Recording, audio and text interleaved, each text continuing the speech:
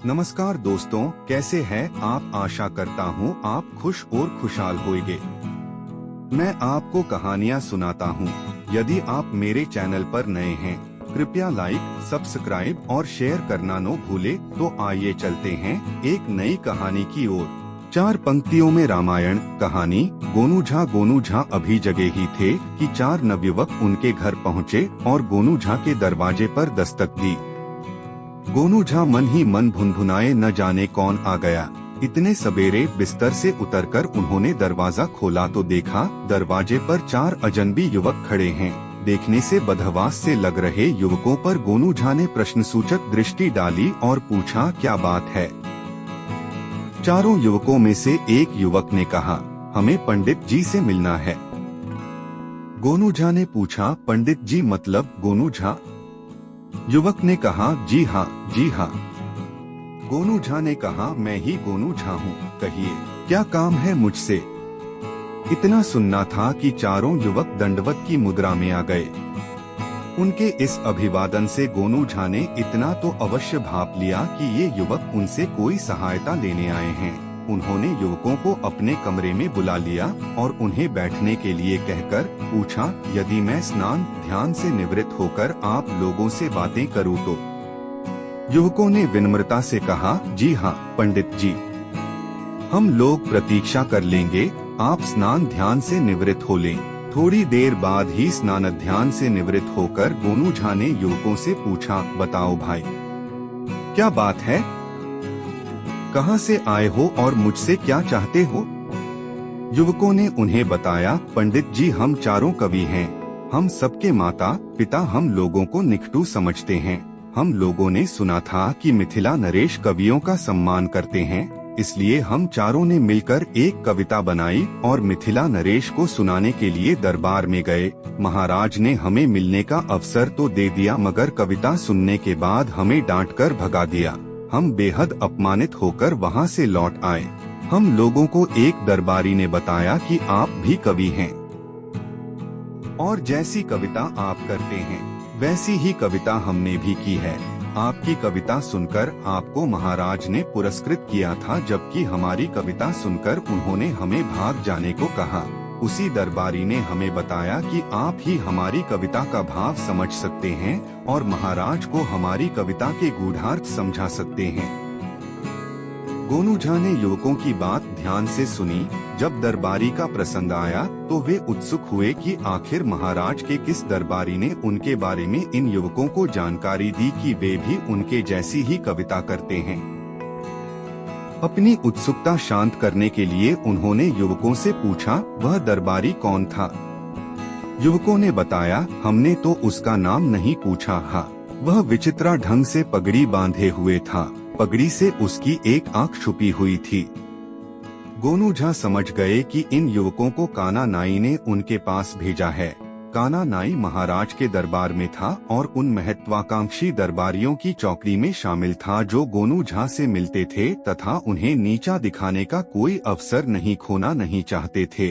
गोनू झा समझ गए कि जरूर इन युवकों की कविता में कोई ऐसी बात है जो अशोभनीय है, अन्यथा काना नाई उन्हें इस तरह उत्प्रेरित कर उनके पास नहीं भेजता। उन्होंने युवकों से कहा, मुझे तुम लोग विस्तार से बताओ कि तुम लोगों ने मिलकर कविता कैसे लिखी और तुम्हारी कविता क्या है।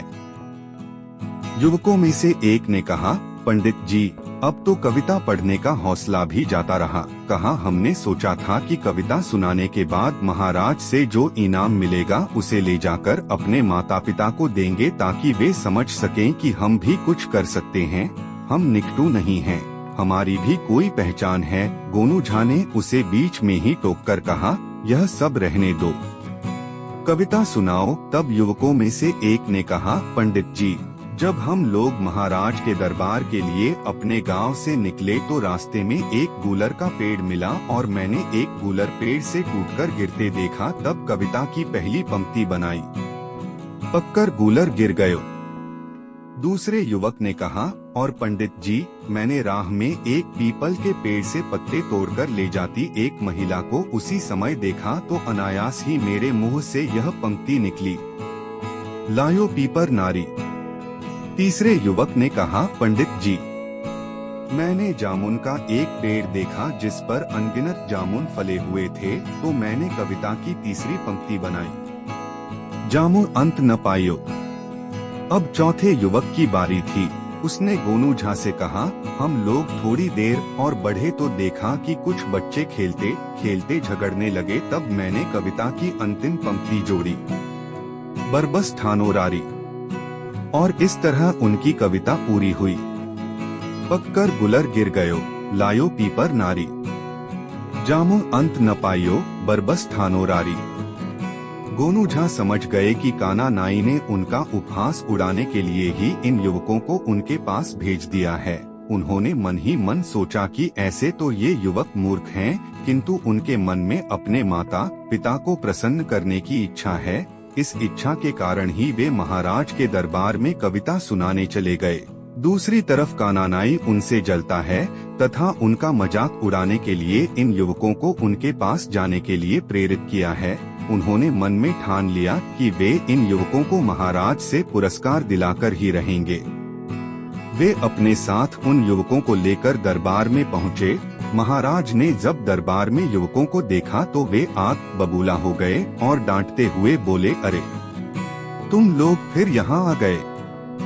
गोनू झा ने विनम्रता पूर्वक हस्तक्षेप किया, महाराज इन कवियों को मैं लेकर आया हूँ आपके पास।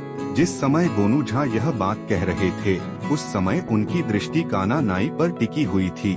गोनू झा ने मुस्कुराते हुए फिर कहा, महाराज मैं तो इन युवकों की चौपाई सुनकर विस्मित सा रह गया।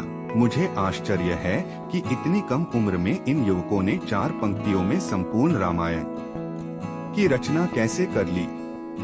अब महाराज के चौंकने की बारी थी। महाराज के मुंह से निकला, संपूर्ण रामायण। जी हाँ महाराज, संपूर्ण रामायण। यदि आप अनुमति दें तो मैं इन युवकों की लघु किंतु महानतम रचना आपको सुनवाऊं। गोनू झा ने महाराज से कहा। महाराज ने अनुमति दे दी। पूरे दरबार में उत्सुकता पैदा हो चुकी थी। युवकों ने बारी बारी से अपनी अपनी रचना दरबार में सुनाई। पककर गुलर गिर गयो, लायो पीपर नारी। जामु अंत न पायो, बरबस ठानो रारी। महाराज की समझ में कुछ नहीं आया। तब उन्होंने गोनू झा की ओर देखा। गोनू झा समझ गए कि महाराज उनसे कह रहे हैं कि क्या बकवास कविता है। गोनू झा ने मुखर स्वरों में कहा, महाराज ये पंक्तियां सामान्य नहीं हैं। इनसे गूढ़तम बातें ध्वनित हो रही हैं। यह तो राम रावण के युद्ध से लेकर उसके परिणाम तक को रेखांकित करने वाली रचना है। पककर गुलर गिर गयो वस्तुतः रावण की पत्नी मंदोदरी का विलाप है। करुण रस का ऐसा वर्णन किसी अन्य पंक्ति में कहा। इस पंक्ति में कवि कहता है कि संपूर्ण सोने की लंका जो रावण के अभिमान का प्रतीक थी, पके गुलर की तरह धराशी हो गई। लायोपी पर नारी मंदोदरी के रुदन में यह ध्वनित होता है कि पी यानी मंदोदरी का पिया।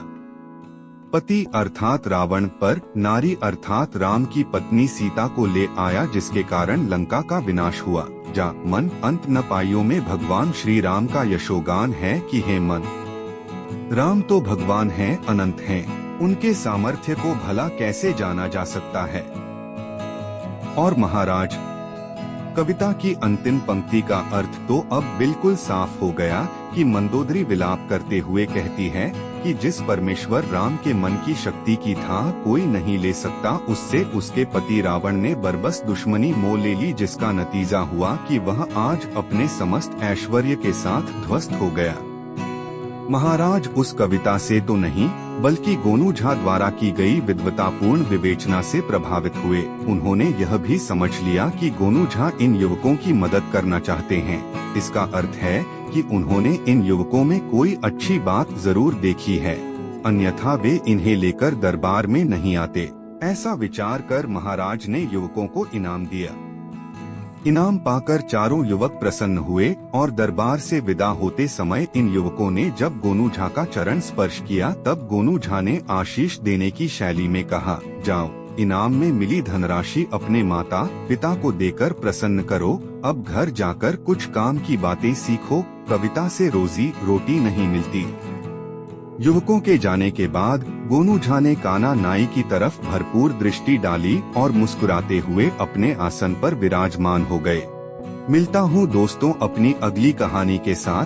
तब तक आप सबको के यानी कहानी किंग का प्यार भरा नमस्कार। कृपया लाइक, शेयर और सब्सक्राइब जरूर करें।